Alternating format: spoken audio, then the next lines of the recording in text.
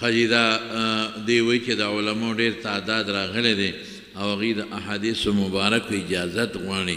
زما د طرف نه دغه علماء کرام چې څوک زما نه متمنی دي د احادیثو د اجازت، وہ ساتھی وہ علماء جو مجھ سے احادیث کی اجازت کے طلبگار کے و متمنین ہیں، تو میرے طرف سے ان کو احادیث مبارکہ کی اجازت ہے. بس میں صرف 4 اسانید آپ کے سامنے رکھتا ہوں. میرے اساتذہ زیادہ ہیں، لیکن ایک ہے میرے استاد اور میرے شیخ مولانا عبدالحق رحمۃ اللہ علیہ. ان کے شیخ تھے مولانا حسین احمد مدنی رحمۃ اللہ علیہ. ان کے شیخ تھے شیخ الہند مولانا محمود حسن رحمۃ اللہ علیہ. اور ان کے استاد تھے مولانا قاسم نانوتوی رحمۃ اللہ علیہ. اور دیگر بھی تھے. میں مشہور سند ذکر کرتا ہوں، اس میں اور بھی علماء تھے. ان کے شیخ تھے مولانا قاسم نانوتوی رحمۃ اللہ علیہ. ان کے استاد شاہ عبدالغنی مجددی رحمۃ اللہ علیہ. اور ان کے استاد تھے پھر شاہ عبدالعزیز رحمۃ اللہ علیہ. ان کے استاد نے شاہ ولی اللہ رحمہ شاہ محمد اسحاق. مولانا قاسم نانوتوی رحمہ اللہ کے استاد تھے شاہ محمد اسحاق اور شاہ عبدالغنی کے استاد. اور پھر ان کے استاد شاہ عبدالعزیز تھے. ان کے استاد شاہ ولی اللہ تھے. دوسرا سند جو ہے میرے دادا مکرم مولانا شہزادہ رحمۃ اللہ علیہ، وہ بہت بڑے عالم تھے اور 57 سال اس نے حدیث اور فقہ کی تدریس کی تھی اور 1 روپیہ تنخواہ اس نے نہیں لیا تھا. اور اس کا جو روح قبض ہوا تھا سجدے کی حالت میں قبض ہوا تھا. اور ایک صوفی شخصیت حاجی صاحب ترنگزی رحمۃ اللہ علیہ ان کے خلفاء میں سے تھے. اور مولانا مفتی محمد فرید صاحب رحمۃ اللہ علیہ، ان دونوں کا استاد مولانا نصیر الدین غرغشتوی رحمۃ اللہ علیہ تھے.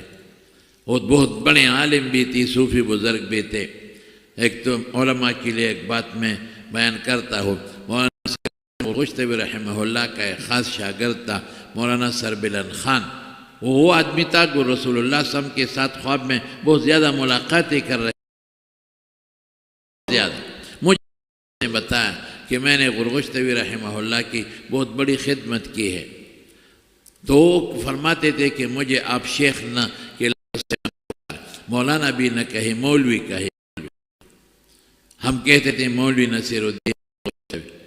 تو ہم نے بار بار پوچھا کہ حضرت کیا گناہ ہے شیخ لفظ، شیخ الحدیث شیخ التفسیر مولانا؟ کہ نہیں گناہ نہیں، لیکن مجھے یہ لقب پسند ہے، مجھے مولوی کا لفظ کا ہے.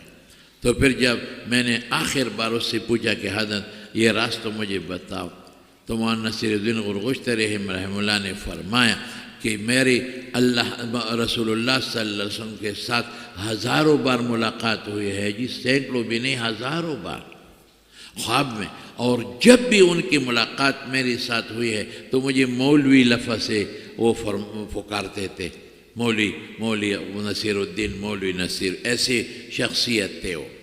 ان کی بھی بہت واقعات ہیں. اور پھر ان کا استاد تھا مولانا حسین علی پنجابی رحمہ اللہ، اور بھی تھے لیکن ایک خاص سند ہے اس کا. اور وہ علامہ رشید احمد گنگوہی رحمہ اللہ کا، اور وہ مولانا شاہ عبدالغنی رحمہ اللہ کے شاگرد تھے. اور میرا استاد تھا علامہ شمس الحق افغانی رحمۃ اللہ علیہ، جو دارالعلوم دیوبند میں شیخ التفسیر تھے. اور ان کے 2 استاد مشہور ہیں، ایک علامہ شاہ انور شاہ کشمیری رحمۃ اللہ علیہ، ایک شبیر احمد عثمانی رحمہ اللہ. اور دونوں کے استاد شیخ الہند تھے مولانا محمود حسن رحمۃ اللہ. تو یہ تھوڑا سا میں نے آپ کے ساتھ ذکر کیا. تو میری طرف سے علماء کرام اور فضلاء جو مجھ سے احادیث کی اجازت کے متمنی ہیں، میرے طرف سے ان کو احادیث مبارکہ کی اجازت ہے. میرے بھائیوں جو علماء ہیں ان کے لیے میری درخواست ہے کہ آپ کوشش کریں کہ اس دن کو امت کو پہنچائے، پھیلائے، اور سلیقے کے ساتھ، وہ سلیقے کے ساتھ. اللہ کی قسم بہت زبردست فتنے کا دور ہے. اور جیسے آغا صاحب نے فرمایا، یہ موبائل، یہ مصیبت، یہ دجالی فتنہ ہے. اس دجالی فتنے کی وجہ سے کفر اور الحاد اتنے تیزی سے پھیل رہا ہے کہ میں آپ کو بیان نہیں کر سکتا. میں تو جاتا ہوں بیانات کے لیے یونیورسٹیوں اور کالجوں کو، پہلے جب میں کسی یونیورسٹی اور کالج کو بیان کے لیے جاتا تھا تو میں پوچھتا تھا کہ کون سی موضوع پر بیان کروں، تو اکثر و بیشتر فرماتے تھے وہ اسکول کا جو پرنسپل تھا یا کالج کا پرنسپل تھا یا وائس چانسلر تھا یونیورسٹی کا، کہ اخلاقیات کے متعلق اس طلباء کو کچھ کہیں، اس لیے کہ یہ کوئی ایجوکیشن وغیرہ ہوتا ہے، یہ لوگوں میں اخلاق کی کمی ہے اسکول کالج میں۔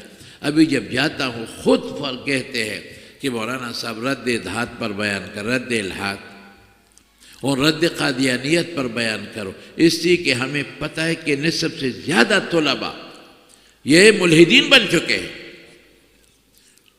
اور جوق در چوک لوگ قادیانی بن رہے ہیں اس سوشل میڈیا کے مصیبت کی وجہ سے۔ تو میرے بھائیو یہ ایک فتنہ ہے۔ ابھی تو ہمارے وہاں KPK میں ایک اور فتنہ پھیل رہا ہے، بہت تیزی سے پھیل رہا ہے، انکار حدیث والی فتنہ۔ کہتے ہیں کہ یہ بخاری، یہ تو ایک آدمی کا لکھا ہوا کتاب ہے بخاری۔ بھائی آدمی کا لکھا ہوا، یہ ترمذی نے تو ایک عام آدمی نے لکھا ہے۔ آپ قرآن نہیں پڑھتے اور ترمذی بخاری کا زور لگا، یہ تو آدمی نے لکھا ہے۔ میں نے کہا بے وقوف کے بچے، قرآن بھی آدمی نے لکھا ہے، یہ تو اللہ نے نہیں لکھا ہے، یہ رسول اللہ صلی اللہ علیہ وسلم کی شاگردوں نے لکھا ہے۔ یہ ایسی ویسی باتیں کرتے ہیں، لوگوں کے ذہنوں میں عقلی دلائل سے رد اس پر احادیث کے بالکل ایسا پھیل رہا ہے کہ لوگ احادیث کے منکر ہے، بالکل عذاب قبر کے بالکل منکر ہے۔ تو یہ ایک فتنہ ہے۔ میں اپنے علماء کرام سے یہ ملتمس ہوں، التماس کرتا ہوں، درخواست کرتا ہوں کہ خدا سلیقہ کے طریقے سے اور ادعو الی سبیل ربک بالحکمت والموعظۃ الحسنۃ، آپ کے فرائض میں یہ ہے کہ جمعہ اور عیدین کے بیانات میں اور ایسے تقاریر میں کوشش کریں کہ اس عوام کو، اس بچوں کو، اسکول اور کالج کے بچوں کو اس گند سیلاب سے اور یہ کڑوی جو یہ پانی ہے اور موبائل کے ذریعے پھیلتے ہیں، اور یہ عریانیت کا ایک سیلاب بہہ رہا ہے، ان سے کوشش کرے کہ یہ بچا دیں۔ اور الحمدللہ جب میں نے آپ کو کہا کہ اپنے بچوں کو یہاں داخل کریں، مقصد یہ ہے کہ آپ کے بچے عالم بن جائیں، حافظ بن جائیں، خود بخود الحمدللہ یہ ایک کشتی نوک ہے، اس سیلابوں سے بچ جائیں گے۔ اللہ تعالی ہمارے علماء کو دین کی درس و تدریس اور نشر و اشاعت کی توفیق عطا فرمائیں۔